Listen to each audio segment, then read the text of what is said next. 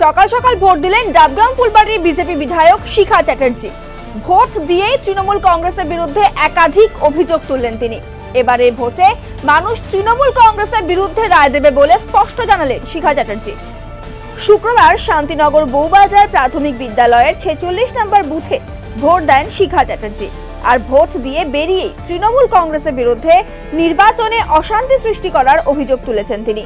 দলীয় কার্যালয় পুড়িয়ে দেওয়া, বেশ কয়েক জায়গায় বুথ এজেন্টকে বসতে না দেওয়ার অভিযোগ করেন তিনি। তবে এবার মানুষ তৃণমূল কংগ্রেসের বিরুদ্ধে রায় দেবে বলেন জানান শিখা চ্যাটার্জি।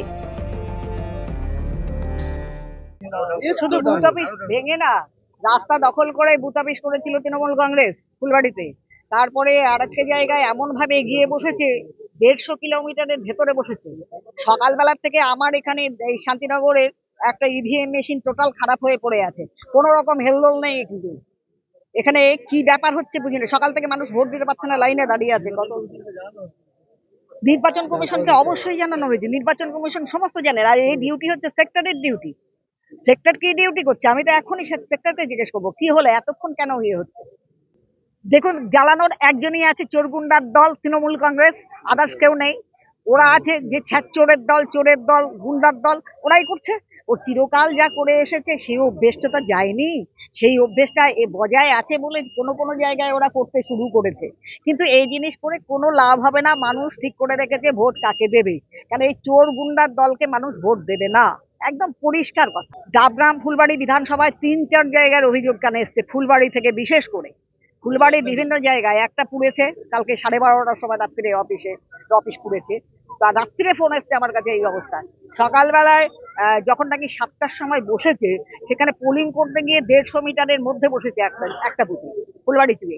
আর একটা বুথে পুরো রাস্তা জুড়ে প্যান্ডেল করেছে। অনেক জায়গায়, শুধু নতুন নয়, পোড়াঝাড় তো মানে মানে ভাবে বোধহয় ওটা পাকিস্তান ভাবে।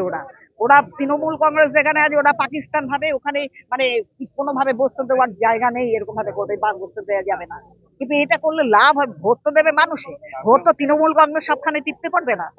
100 বার মানুষ তো ঠিক করে রেখে দিয়েছে, মানুষ অন্য কোনো দল নেই, ভোট দেবে মানুষে। সেই ভোট কিন্তু নরেন্দ্র মোদীজিকেই দিতে হবে। আর এই ভোট হচ্ছে দেশের ভোট, দেশের সুরক্ষা, দেশের উন্নয়ন, এই সমস্ত নিয়ে ভোট। সুতরাং এই ভোট নরেন্দ্র মোদীজির ভোট। মানুষ যত এরা ঝামেলা করুক, ঝঞ্ঝাট করুক, কোনো লাভ নেই, নরেন্দ্র মোদীজি ভোট পাবেন। কেন্দ্রীয় বাহিনী ছিল না হয়তো সেই সময়। রাত্রে দেখুন, রাত্রি 12টার সময় ফট করে গিয়ে যদি আগুন জ্বালায়, সেখানে কেন্দ্রীয় বাহিনী তো অ্যালার্ট নেই। পোড়াঝাড়ের ভেতরে নাকি কেন্দ্রীয় বাহিনী আছে, বাইরে হয়তো কেউই ছিল না। আমি শুনলাম সেটা, বাইরে নাকি কেউ ছিল না। আমি একটু পরেই তো জানাবো, একটু পরেই সমস্ত কিছু ব্যবস্থা করছি। সিভিজিলকে কিছু জানিয়ে দেওয়া হয়েছে, সিভিজিলের মাধ্যমে আমরা সমস্ত জানাবো। আর শুধু নয়, উইথ ফটো,